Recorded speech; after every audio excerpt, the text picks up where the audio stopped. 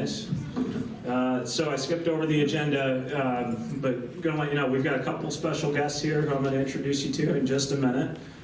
We will do our normal committee updates as we normally do, and then finally we'll have an update from Beth and Lifestyle Enrichment to share a few updates for that department for everybody. So.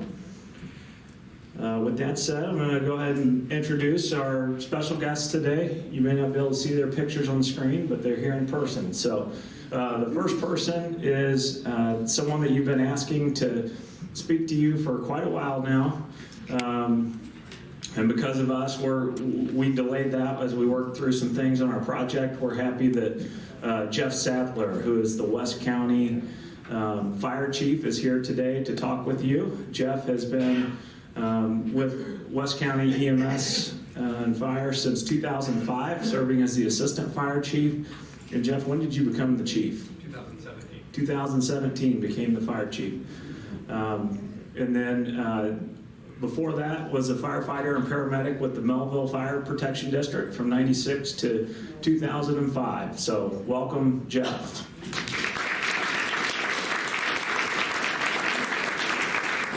And then we're also going to bring up Town and Country Alderman Holly Even. Holly is the Ward 2 Alderman in Town and Country, and she's been in that role since 2021. She's also a realtor, serving St. Louis and St. Charles County, and has been a great friend of the community. So Jeff and Holly are kind of working together on some things, and so we're excited to hear from both of them. So. Thank you for having us. Come on. We don't really have a presentation, but our understanding is that there's some questions from the group about maybe what we do or what the fire service, fire department, fire district offers. And I'm happy to answer any questions. You want to stand right here. And if we don't have questions, and we can just talk, and we can get to the committee reports or something. You're served by the West County EMS and Fire Protection District, which contracts with the city of Town and Country to provide services. That has been in place since 1983.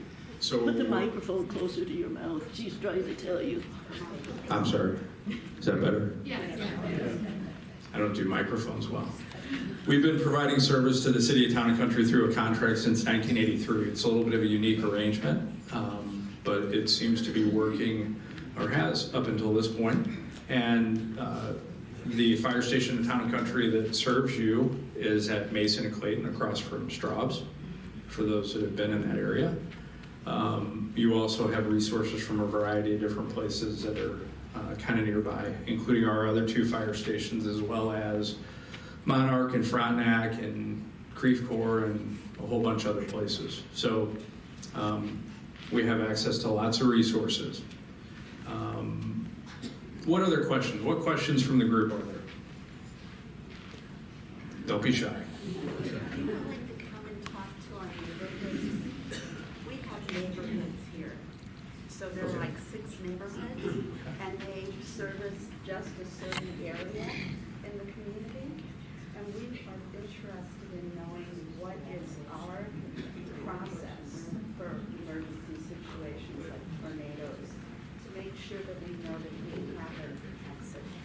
Okay. So the question was, evidently, I'm learning, there's 6 communities, neighborhoods, I'm sorry, within this living community, and whether we would be open to having a conversation about your emergency plans for tornadoes or whatever. And sure, or we could just talk about it now. But it wouldn't involve everybody. It's just our location.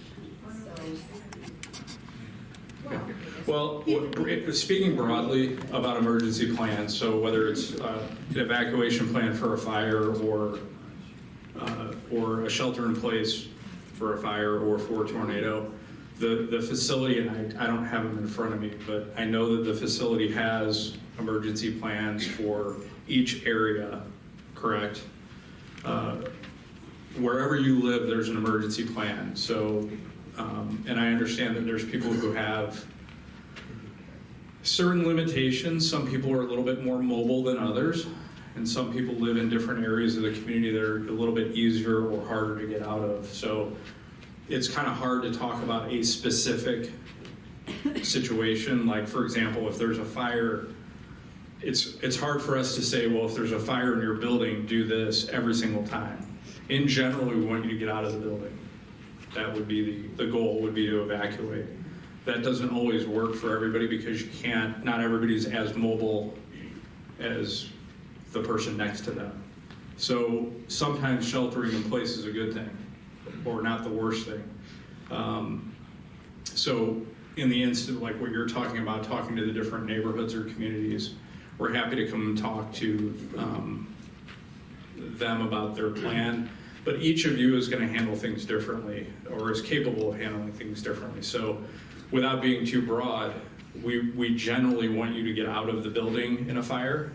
And if it's a tornado, we want you to get to a tornado shelter area. So there are places in each building that are safe for a tornado, considered shelters. I don't have any of the building guys close enough by. I'm assuming you guys do. We recommend the garage.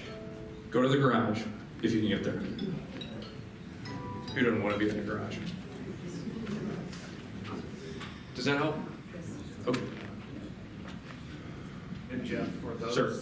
for those that maybe are not, For residents that don't live in an apartment that's on grade, so if you live on the second floor and you can't negotiate stairs, what we've recommended in the past is that you would move beyond the set of fire doors.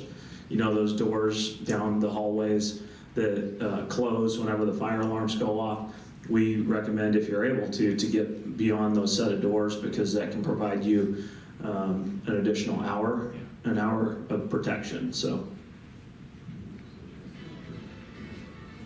When the alarm goes off, how will we know if it's fire or tornado?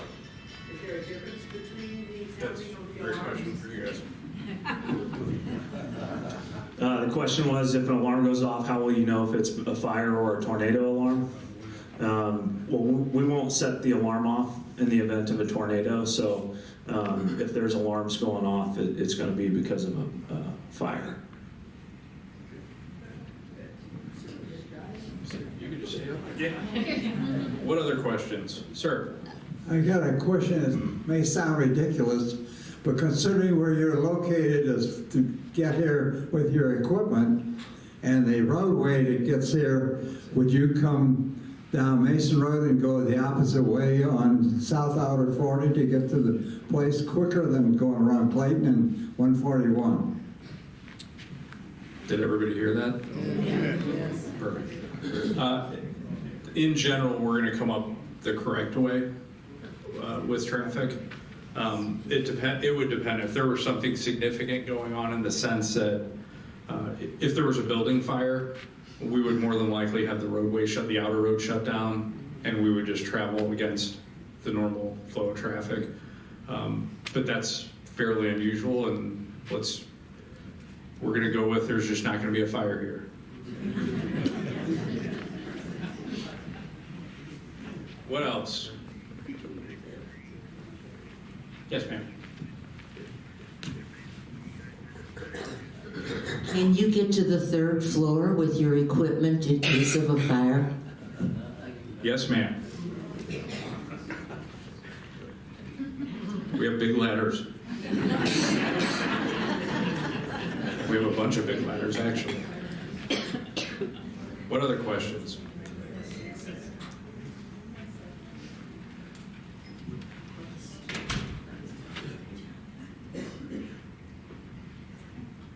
Come on, there's got to be more than that. There we go. I got one. I can hear you. Go ahead. I had to pay extra to get on the third floor because if I went to the second floor, I can't get out very quickly, not even within an hour maybe. Do you pay the extra charge? Well, I think the city of Town and Country probably would. We'll give that one to the alderman. Just forward the bill to her. What's the answer? I didn't realize this was going to be a comedy skit today. It's a new side of him that I haven't seen before, so. Let me know how that goes. Yes, sir. Can you think of any way we can help you? Well, that's a good question. This one, I think our alderman has a little. Thanks for the segue. Wow. No other questions for our fire chief? If not, I can step into the city portion of things, but. I'm not joking. That really is a good segue. Yeah. So I'm Holly Even. I'm just getting ready as of, I believe, this evening to be sworn in for my second term as alderman. I have enjoyed it. Why did I decide to become an alderman? My youngest child was going to middle school, and so I was looking for something new to do with my life as a volunteer opportunity. With regards to how can you help the fire station or the fire district, my biggest thing right now, and you're going to hear me talk about this over the next probably couple of months, is looking at ways to improve our service. The city has, if you've paid attention to our meetings, and they happen the second and fourth Monday of every month, they're all broadcast via YouTube. But if you pay attention to our meetings towards the end of this past year, you will have heard me and some others talk about the budget problems that we have in Town and Country. If you weren't aware, no one in Town and Country pays a property tax. We have not for quite a few years. We are primarily funded via sales tax revenue, so shopping local is what we do to encourage our residents in order to help the city pay for its services. But when you look at what our fees are, we have been dipping into our reserves 5 out of the last 6 years in order to cover our operating expenses. That to me is concerning. If I'm looking at my budget for my home, I would be concerned if I had to go to my savings account every month in order to pay my bills. That would make me want to consider doing something differently.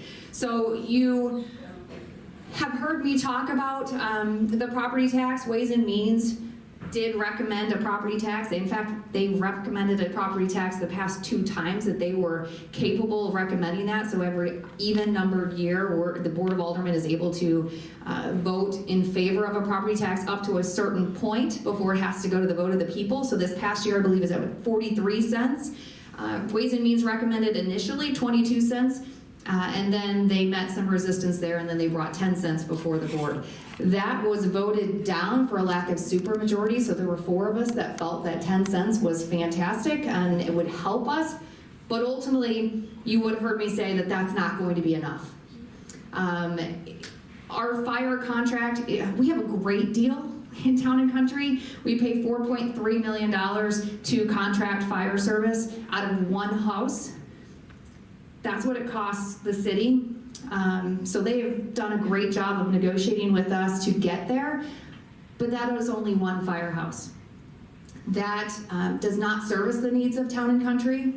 So West County has 3 different houses. We only contract for 1. That's 1 truck and 1 ambulance and 5 to 6 guys per shift. It's just not enough to cover what we need in Town and Country, and that has been brought before the board for many, many years by West County saying, hey, listen, we're underserving your community. We really need to have a minimum of 2 stations in Town and Country to properly serve our area. Because of our budget, because of some, for the lack of better terms, personal viewpoints of past leadership, they have opted to not move forward with that. They've had 2 different fire task service committees that have come to the board and said, hey, listen, we need to do something different. The last one was recommending that the city pay to have an increased service, but obviously we can't afford that. So what I am looking to do is bring before the board the opportunity for giving West County permission to go into the community and educate the residents of Town and Country and say, hey, listen, here's the service that we're providing. Here is what we should be providing, and this is why. Would you be interested in signing a petition signature drive to allow us to put this on the ballot and take that to the vote of the people? In my opinion, I'm a representative of those that live in town and country, but something like this, I don't feel like I should be making the decision for. I think that should be you guys that is making that decision. And that's why I want West County to go into the community and say, we need to do something better. It's fantastic that these guys and gals get out of their house quicker than any other municipality or any other fire district in the area. I've heard Jeff talk about the average in St. Louis County is 90 seconds from the time they get the call to get out of the firehouse so that they can reach you and be able to help you in a case of an emergency. Their guys average 35 to 36 seconds to get out the door. They do that because they know that they have to cover 11 square miles in order to properly serve. They also have to use their other 2 houses that Town and Country does not pay for in order to cover us. So here we have this wonderful community of affluent residents who essentially are using other taxpayers' dollars to fund the ability to provide fire service for our community.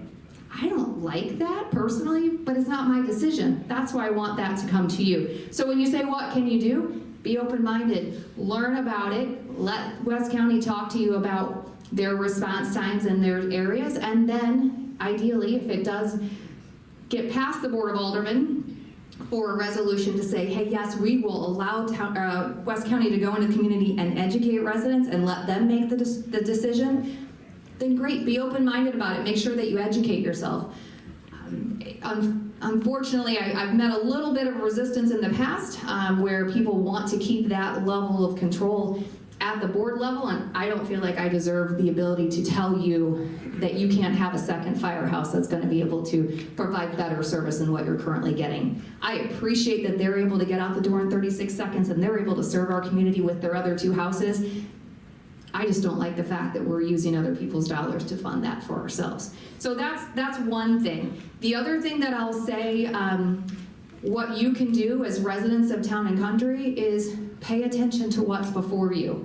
If you have the opportunity to watch those meetings, do so. That's your best source of information.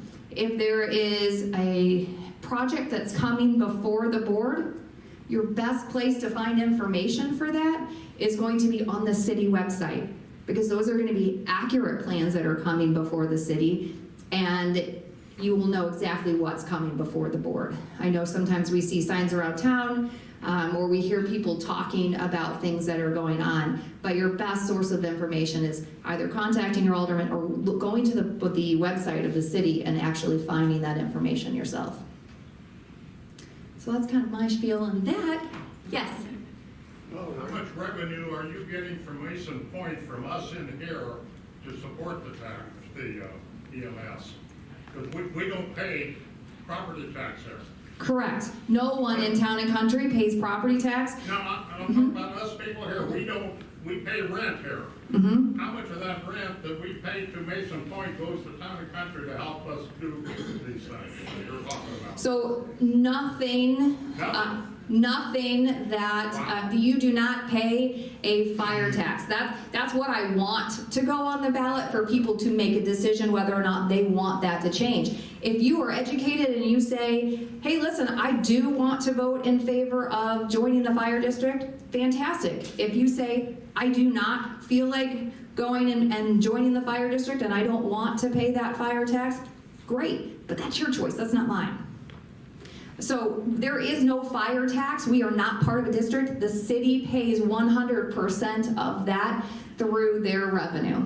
We do not collect that from anyone. So if you were to live in a residential home, you would see on your property tax bill that there is no fire tax. We don't get property tax bills here. Correct. Right. So nothing. Mason Pointe pays nothing They do.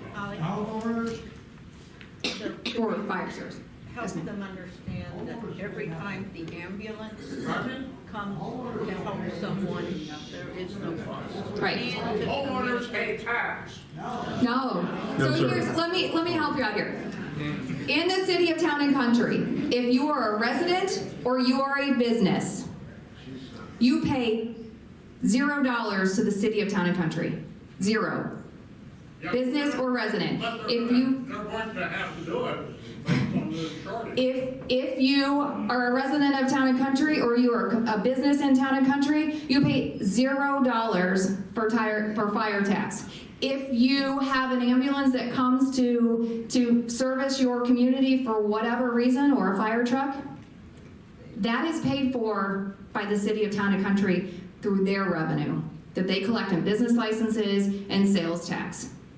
So you just have to keep that in mind. That's why as I look at our city budget and I say, hey, we've got a problem and we need to plan long-term of how we're going to solve that issue, that's a potential. Yes, sir. Fire safety is very important to us. Even more important than that is vehicular safety. There are 3 schools between Maryville Center and Mason Road, and there's also a community of 214 people. The speed limit on South Otters 40 Road is 45. They drive at 60 to 70 miles an hour, even if they come from Maryville Center, rather than exiting 4064 East. We have talked to MoDOT several times and have been unsuccessful in getting them to reduce the speed limit. What recommendations do you have, or how can the Board of Aldermen help us achieve a lower speed limit on South Otter 40? So I believe, if I'm not correct, that Alderman Allen had been working with the police chief and they are working to try to solve that issue. So far unsuccessful. Okay. What recommendations do you have? So I would say that my recommendation would be to send an email to all of the Board of Aldermen. You can find our email addresses on the city website, and copy in the police chief as well. And the more noise you make, the more quickly I think people might be able to react to that. What leverage do you have with the MoDOT? I have no leverage at MoDOT, but I can definitely work with our police chief to have conversations with them. Thank you. You're welcome. Yes, ma'am. Can we sign the petition that you're talking about? That will be coming here in the future, and yes, I'd love to come back and talk to you more about that and have a presentation that's directly related to that. There's a lot of information that we would love to give, and ultimately it's, if you feel like this is a good decision and you want to put it to the vote of the people, I welcome that. I'm just your representative.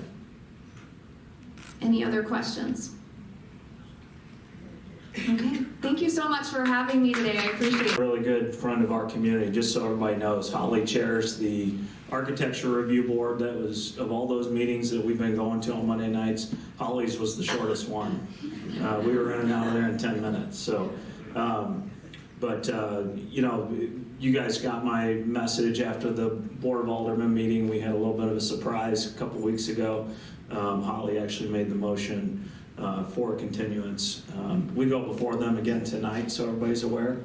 We're still working through that project. Holly mentioned signs around town. We know a little bit something about signs around town,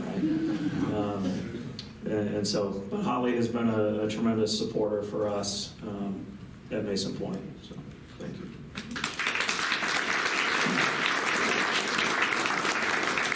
And before the fire chief gets away, are we sure there's no other questions for him? Gene? Drew, the 1 hour fire protection that the barrier doors provide, is that for fire, smoke, or both? Fire, or heat rated. Just fire.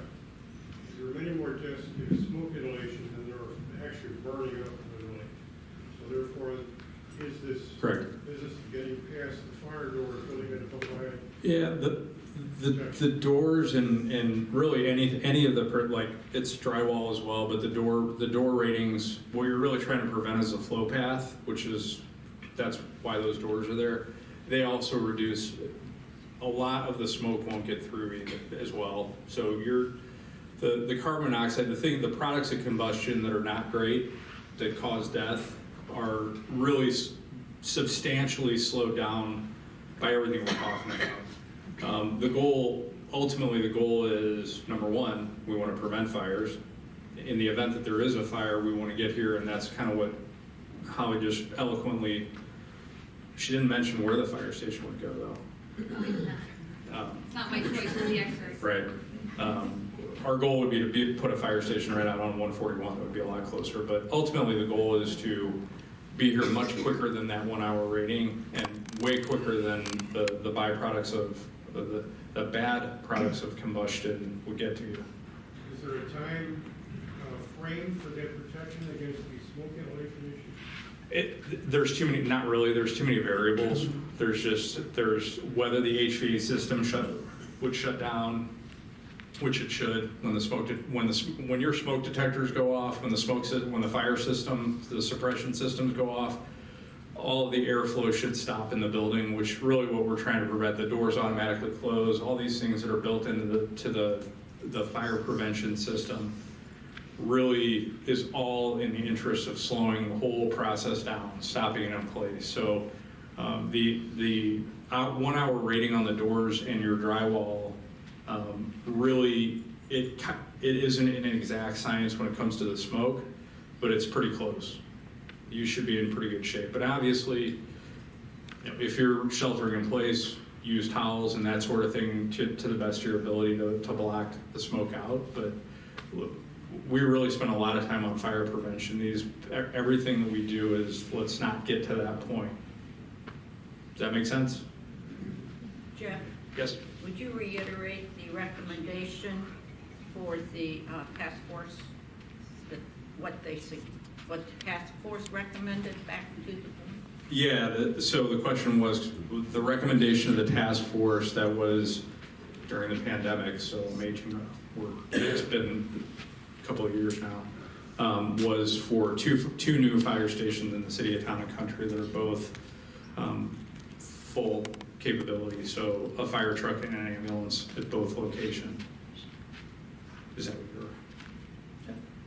Yes. Doesn't the Town and Country Fire District get revenue from the St. Louis County? Well, there's a couple layers to that question. There is no Town and Country Fire District. So there is the West County EMS and Fire Protection District that we are. We get revenue, tax revenue from the residents of the fire district. The city of Town and Country is not part of the fire district. We provide it by contract, the services by contract. So technically we don't get any money from the county. We get tax revenue from the residents of our fire district, but the city of Town and Country is not part of that. Does that make sense? Okay. Any other questions? Jeff, do you know, what's the average response time? I know you said 90 seconds out the door, but 35 seconds out the door. 35 seconds. Don't disparage us. Sorry about that. I guess it just depends where you're going, right? It does. So wards 1 and generally speaking, wards 1 and ward 4 were in the 6 to 8 minute response range, and ward 2 and ward 3 were substantially faster. It depends though. There's areas of ward 3 that take a little bit longer, and there are areas, 2 and 4. No, 1 and 4. Yeah, 1 and 4, and then 2 1 and and 4. 3. I'm getting my numbers. You guys are confusing me now. This area in particular, because of the way that the roadways, and you kind of, somebody hit the nail on the head a little while ago about the going the wrong direction. The way that the path to get here is, it just the drive time to get here from the fire station takes a while because of the way the roads are. So ultimately our goal is to get a fire station out on 141, kind of where the MoDOT, just right around the corner, would be a goal. That is one of the goals. Any other questions? That was it for me. You didn't hit on something. So, one last thing, just with regards to the fire district. They do an amazing job, and I don't know that you covered this today, but you did yesterday at one of my neighborhood meetings.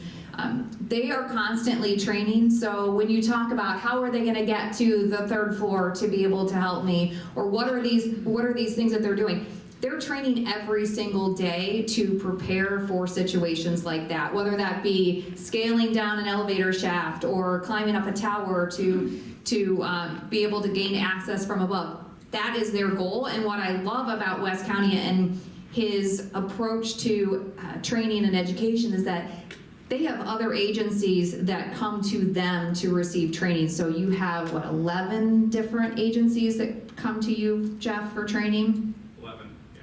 So we are very lucky to be able to have a contracted service with them, and they are leading the industry when it comes to training their firemen and women to be able to respond to you. So just know that every day they're not sitting there playing cards or watching movies on TV. They're actually out there training so that they stay sharp. So, yes, ma'am. One of the things we can remember too is we all have decks that we can get out on and be rescued from there. And that would be up to you. So a while back I did a kind of a walkthrough at their safety house, which they have down at Mason and Manchester, and I don't know why I thought that, hey, the best thing for me to do would be to open a window and be able to, you know, have some fresh oxygen, and that is not at all what to do. I would say that if you are in that situation, I think every situation is going to be different, but Just remember, fire follows air. So if you don't want to fire somewhere, so it's heat, fuel, and oxygen are what make fire work. So if you take one of them away, the fire will either go out or will eventually go out. So if you go out on your balcony, be sure to close the door. 100%, because the fire will absolutely follow you. And that's, the term is flow path, and we see it all the time. So sorry I missed the training thing. We do train all the time, and it's not window dressing. We really do beat it up pretty good. There he is. Is there a charge for the training? And my question to Mr. Redmond is, when are we scheduled to have a training session here for the residents of Mason Pointe? So I just want to make sure I understand your question. Is there a charge for the training? To whom? To Mason Pointe, to the residents here? No. Second question is, when is the next training scheduled? That would be a question for your, I don't know. I just heard. So training is a broad term. We are, as I've said in the past, we are happy to help facilitate any exercises that residents would choose to want to do. As independent living residents, it's not something that we're going to organize as a community. We put out information for residents in that emergency preparedness document. Those are things that we recommend everybody takes some responsibility for their own safety awareness. And so that said, we've done organized fire drills in the past. We did one in this room before. We had some people that wanted to do that. I'll tell you, I get letters all the time. I got letters from some of you that told me that was irresponsible for us to do that. And so we will facilitate whatever training you guys want to do, but we are going to look for the residents to organize that. Any other questions for Alderman Even or Fire Chief Jeff Sattler? All right, how about one final round of applause? Thank you, guys.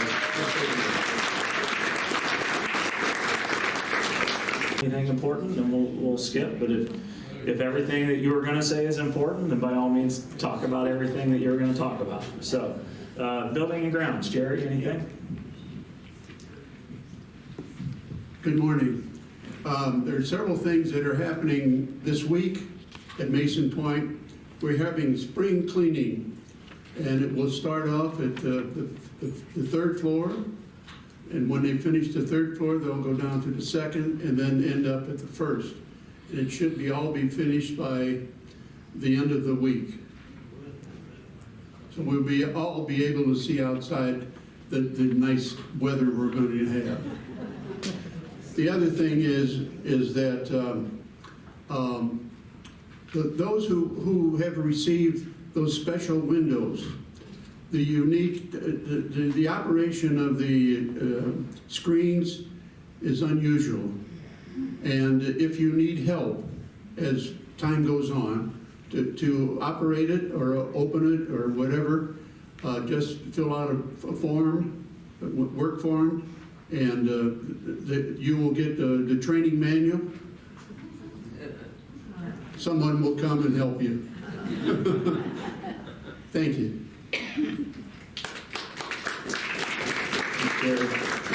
Did we lose a microphone somewhere along the way? Oh, did I hide it? Okay. There it is.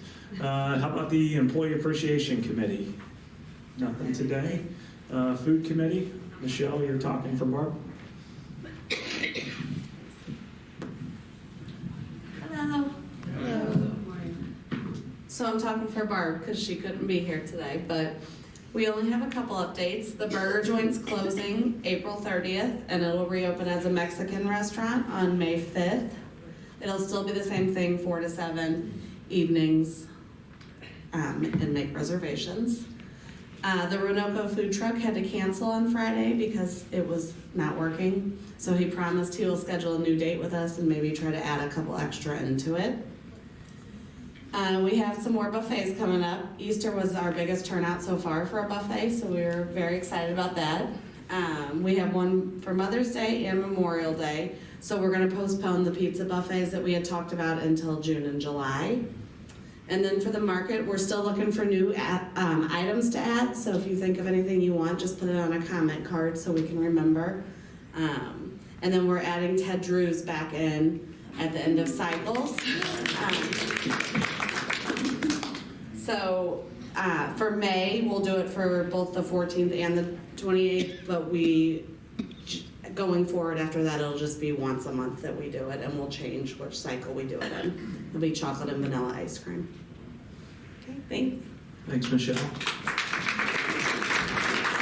How do you guys like the themed restaurant idea? How was Burger Joint? Thumbs up, thumbs down on Burger Joint? All right, I see mostly thumbs up. I see a couple thumbs downs. That's nothing a little ketchup can't take care of, right?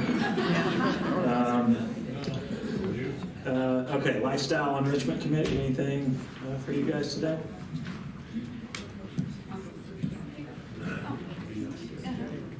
Good morning. We've been busy. I hope you all enjoyed the concert last night. Yeah, it was really good. We had probably in attendance over 70 of residents plus, the performers. I'm going to go through this quickly. Did all of you get one of these sheets? If anybody did not, I do have some extras. Just going to point out a few things. We have a choir concert, April 27th. We could really use more choir members. But anyway, please come and hear our concert. There's a Chinese Christian program that's going to be on Sunday, April 30th. So hopefully that's on your calendar. The Kentucky Derby hat decorating. That's going to take place in our sewing room or the hook and needle room. And if you want to, start earlier than that particular day, let me know or one of the other hook and needle persons. We can open the door and you can get your hat and you can start decorating. So it's really up to you. But we have the hats and the ribbons and the netting, all of that in our sewing room. The resident-led Kentucky Derby Party, I think most of you already signed up for that. That'll be in the pub. Is there any questions about any of our activities or how they get on the calendar? That's through the Enrichment Committee, and there's a representative from each neighborhood. And when they meet, the members of the neighborhood should give their ideas and their requests to their neighborhood leader. So hopefully that process is working. Good morning. For a change, Mary and I did not coordinate last night, so I'm going to try not to repeat anything she said. But the first of all, from me, I want to thank Mary. I want to thank Beth, Nancy, Jen, Drew, all of our staff. I tell myself almost every day, I am so blessed to live at Mason Pointe, and I hope you feel that way. Thank you for all you do. And Mary stated, if you have an idea for an activity, and we all have them, and we have plenty on our plates, as the routine is, come to your neighborhood rep, give them the idea, or come to Mary and I, we'll take it to our committee. We have a process, we know how to do it, and it works. Let's see. Kent I want to remind you of April 26th. Our friend Kent McNeil will be coming to speak to us. I invited Kent a while back. He's been a gentleman in the banking industry who's lived in more countries than I think probably all of us put together. And I want him to tell us a little bit about his life with his wife, who is now deceased, but also about, he has become and will soon finish his term as St. Louis Symphony Volunteer Association president. So he's about to complete that. And I want Kent to tell us about some of the things, particularly the educational projects that the symphony does. One called Picture the Music, that's very dear to my heart. And more coming. Mary mentioned the spring concert choir, the Chinese Christian program, and then on May 3rd, we have invited, and I'm thinking some of us are in this category where the name Ron Clem rings a bell to you. He was the voice of KFUO radio for many years, Classic 99. Ron and Peter Henderson, who have been here before, and you know how fabulous they are. They're going to kick off this program that's really special to me. They came up with the title, Illustrate the Music, and they're going to play and tell us about it. I saw on our list we have square dancing. That was nothing to do with Violet Steinmeier. I can't do a thing with square dancing. The hymn sing. On the 20th of May, we have a woodwind quintet called A Fifth Above. On the 22nd of May, we have a ladies barbershop quartet called City Voices. May 23rd, the Big Muddy Dance Company. And then May 31st, we will have our program, Illustrate the Music. I want to see you there, please. So what I was telling you about was just mostly music related. We hope that each one of you can find things to do that are of interest to you. We try to make a broad spectrum, and we just hope that you are satisfied. If you're not, I'm sorry. Thank you very much. Grace has a question. You have on April 28th, a Friday, the children's choir at 5:15. Yes. Now, a lot of people eat at 5 o'clock. We also have Gus. How's that going to work out? We're going to do our best. How's that, Grace? I don't know. Here we go. I contacted Gus, and he will start at 6:15, 6:30ish for you guys. Right after the children? Yes, right after. But what about the personnel that's working there? Will they stay open past 7? It's only a half-hour program.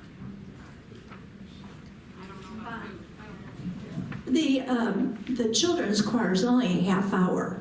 No, So I just meant if you had Gus at 6:30 and we close at 7. He's staying an hour. I don't know what's, I mean, the girls that do the waiting and. Oh, that I don't know. I just thought I'd share. That seems like a lot of. Yeah, thank you, Grace. Thank you, Grace. Yeah, we don't schedule. Vi and I, We don't or the schedule. committee doesn't schedule. That's to the staff. Yeah. Yeah. And good you did. And sometimes we do get things kind of close because we have a lot of things we want to try to get out there for everybody. So thank you, though, for bringing it to attention. Anything else? I should have asked that first. Anita. I think you've done a fabulous job of scheduling things for May.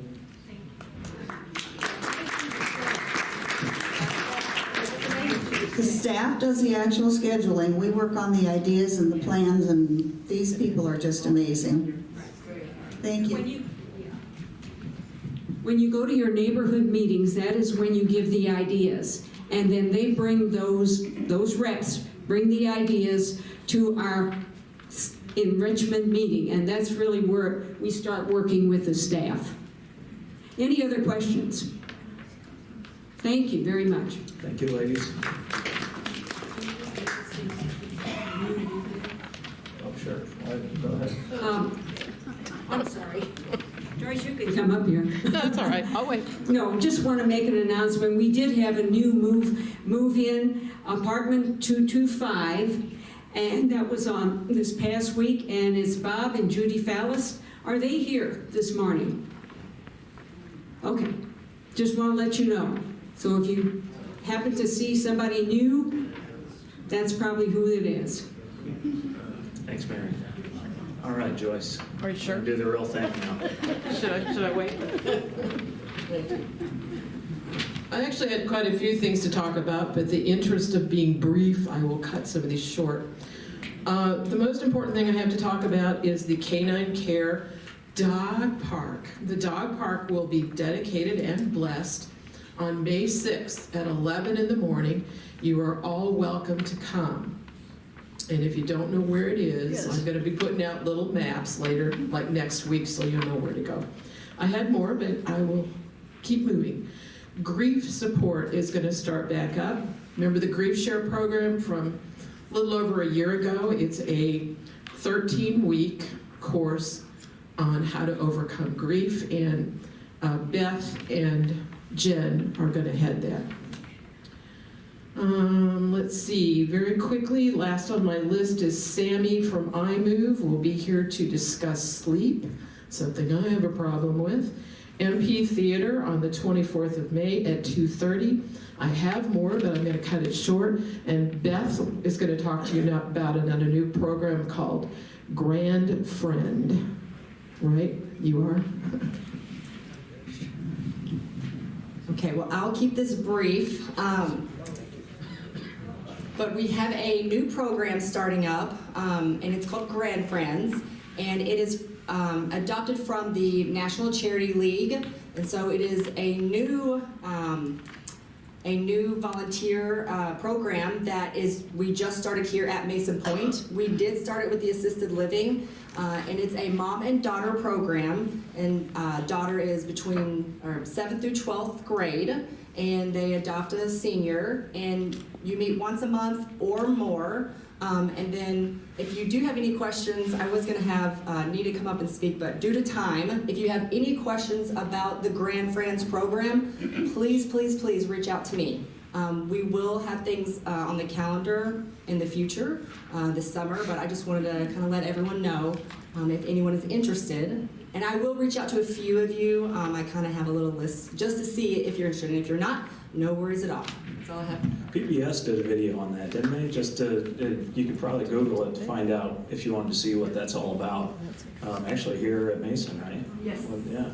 I just wanted to let everyone know because it was adopted. We started that program here at Mason Pointe, and so I had over 60 volunteers show up, and it was such a wonderful turnout that I do feel that independent living, some independent living residents would benefit and enjoy the program. Thanks, Bob. All right. Any club updates today? Hook and Needle, you guys use? Oh, John? On employee appreciation, what was the value of the cash and the non-perishable goods given to the employees for Easter? Carol, do you remember? I know each basket, I think, was around $40. I don't know what each basket was worth. All I know is how much money we collected. And your neighborhood representatives had this information. We gave out 61 bags. We collected $2,640. We spent $1,903. So we have seed money left for next year. But $600 of that came in after the date, after the 31st, when it closed. So that is all I have, and I want to thank everyone that participated in it. Yeah, we had employees lining up out here to get those bags, so that was a real blessing to the staff. Thank you all for organizing that, putting that together. Hook and Needle. A good segue here. We turned in another $500 the last couple of months for the Employee Appreciation Fund. So we don't have too much news other than you just need to come up and see what we have. In fact, maybe in a month or so, we're going to have a new look. So we've had some donations. So yeah. Yeah, there's always something new coming. So okay. So far this year, we have contributed $3,500 to the employee fund. I personally want to thank Janet. Janet, raise your hand. She is very, very consistent in the Hook and Needle room on Thursday and Friday, and we really appreciate it. And we do have a few things. We have, where is Ken Dillner? Hi, Ken. He is working on a pig cutting board.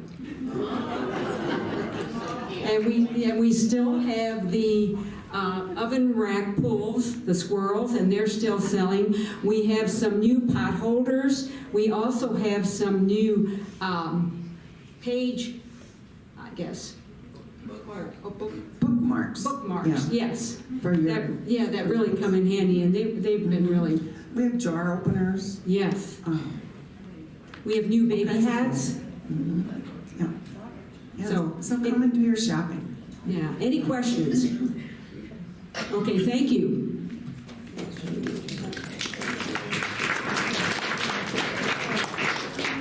Thank you so much. Any other club updates today? Library, veterans, welcoming, workshop? Anybody have anything?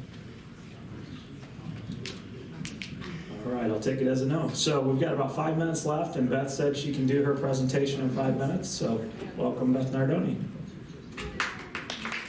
Thank you.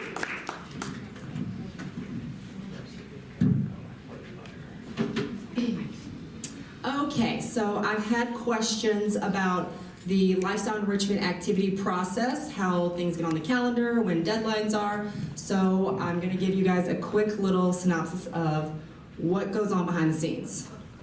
So our agenda, we'll talk about activity selection, deadlines, touchdown, transportations, and then if you guys have any questions or concerns. Activity selection, so you probably can't read that. How are activities chosen for residents?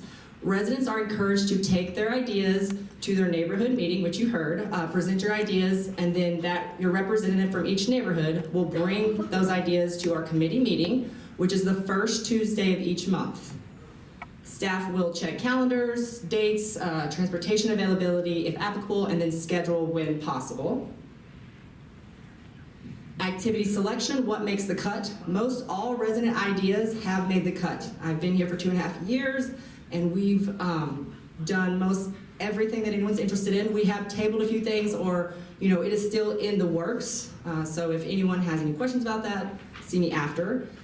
Staff is presented with an activity that we feel will benefit the community. It will be added and promoted as soon as possible. So if you see things on your touchdown or your calendars that wasn't talked about in the committee or wasn't talked about in your neighborhood, then it is coming from staff. For example, maybe a financial class that we would think that you guys would benefit from.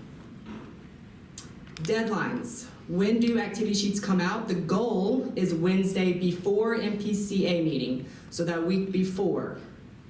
When does newsletter come out? The goal is the Friday before the Mpca meeting. And then signups are the day of the Mpca meeting. So for example, today signups will be at 1:45 in the mailroom where your concierge, Michelle, is, or you can sign up on Touchtown.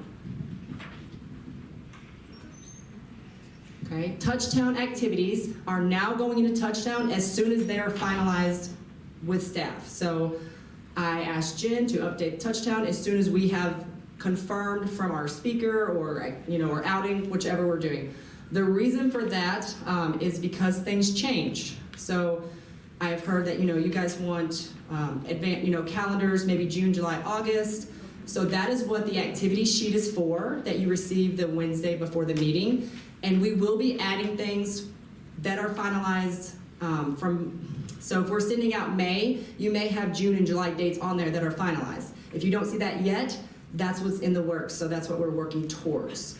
The reason I don't feel it's beneficial to give out June, July, and August is because things do change. So if I give out a calendar, and for example, we just had a change over the weekend, so we have a speaker on sleep that was scheduled for May 17th, but due to a wedding, she has a wedding obligation, the speaker has changed to 5/24, so just that next week at 2:30.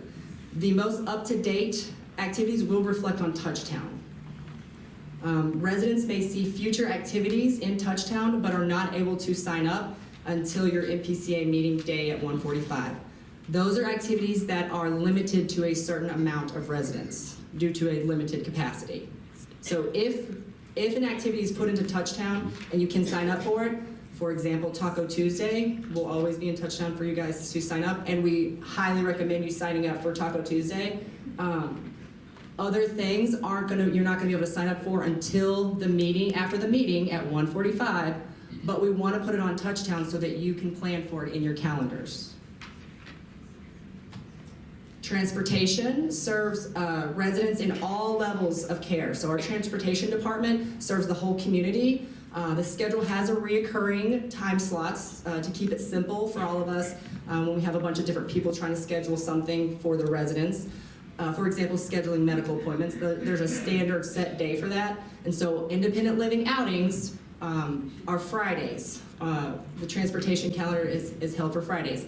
That being said, we do try to make sure we have a minimum of 3 outings a month. If we have 4 outings in a month, great. If some months we have 2, just know we're still working towards, we still have a goal of 3 outings at least a month. And if it happens to be on a Friday, that works out. If it needs to be Monday through Thursday, then we, as staff, speak to Suzanne and get that pre-approved. We'll set that in, and that's like a one-off. So we can have things, for example, we're touring the soccer stadium on a Thursday. That's because we, as staff, went and met with Suzanne and got the okay for that. Weekends as well. So having outings on weekends. So we do have the possibility for that when we coordinate that with the driver. The only thing is that if for any reason the bus driver can't make it that day, it is possible that the trip would be canceled. Okay. So I just want to say in a wrap up is that we as staff do work to make sure your calendar is full. We also realize that you have to make choices, and we try to make sure that we try to keep it fair and making sure that you guys are seeing the information. So I will say in the past, we would put Touchtown information and make the flyers and put them out into the elevators all within a 2-day time frame. Now we're putting that information in Touchtown as soon as we have it confirmed. So just bear with us as we're trying to get more information out there sooner. But the calendars and newsletters are going out that Friday before, like I said. So you will get emailed the PowerPoint. Does anyone have any questions?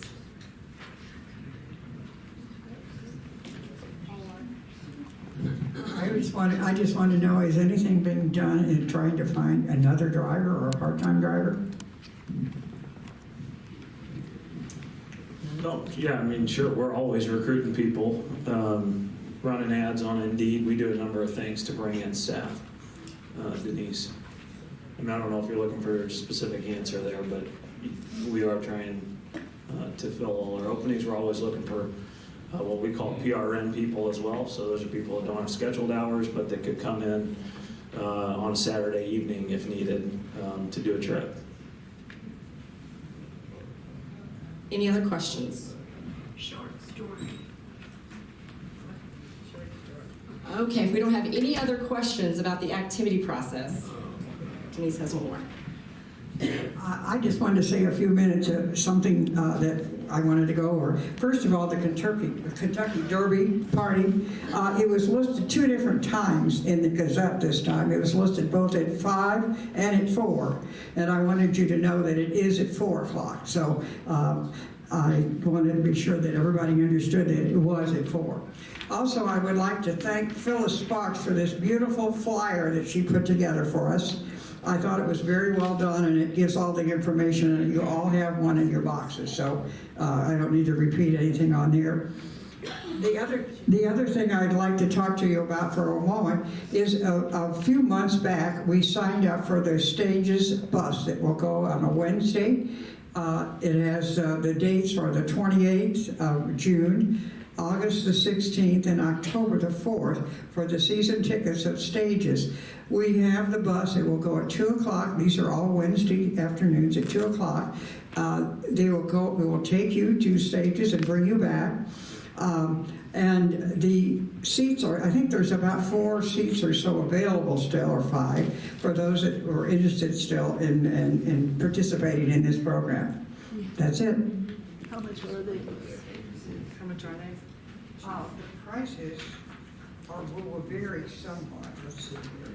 I have the phone number. It's all right. Well, they will vary according to where they're being. Would it be all 3 season tickets then? Okay, and I just want to bring up real quick, the most updated schedule will be in Touchdown. So if you see a mistake, because we're all human, if you see a mistake on your calendar, look to Touchdown for the most updated activity, and or contact us, myself, Jen, or Nancy. And so that being said, on mistakes, we have short story discussion and wine meets twice a month. This is not new. However, one of them made it on the calendar, and we made a mistake on not adding May 8th. And May 22nd, it will be in the boardroom.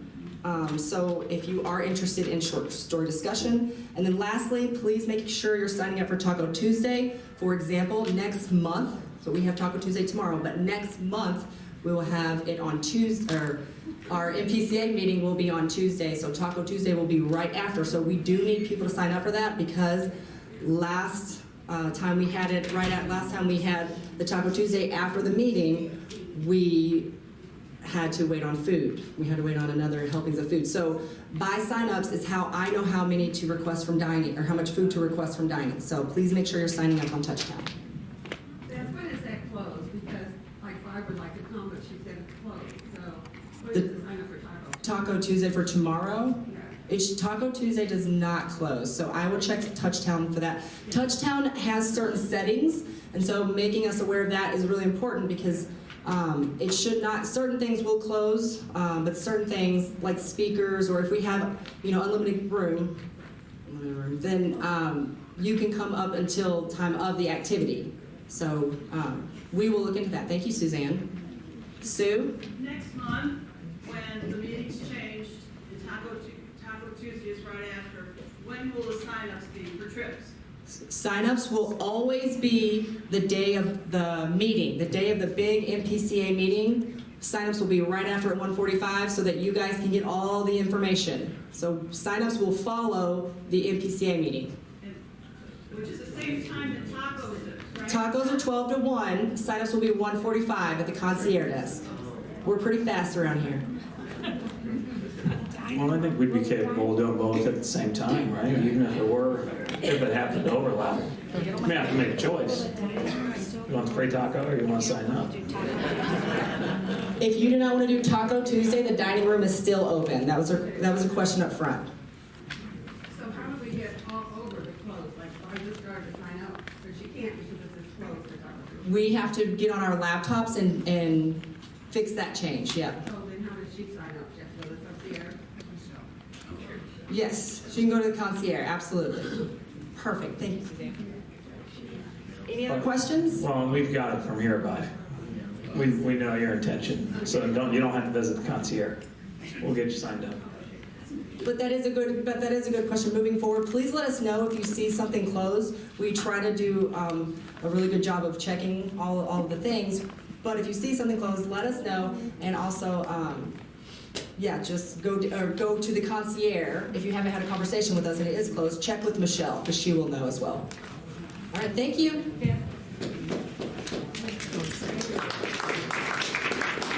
I just want to hit on a few things here real quick, and then we're done. Real quick, Vince. Thank you just for giving me 1 minute. The idea with this was you're going to get this in writing so that you can know what to expect and when from lifestyle enrichment, such as when are signups. You can know signups are every day this meeting is at 1:45, just like next month. It'll be that Tuesday at 1:45. The other thing that I just want to reiterate on behalf of Life Enrichment, there's an awful lot of opinions and priorities on that area of our community, right? And so sometimes what I'll hear from residents is, we only get transportation on Friday to go on outings. The point that I want to make is that, when Beth says that independent living has a holding place on the transportation calendar on Fridays, that's so that they can, as they're putting their schedule together, they don't have to wonder if they can have transportation at that time. They can know that as long as they can, they'll schedule it then.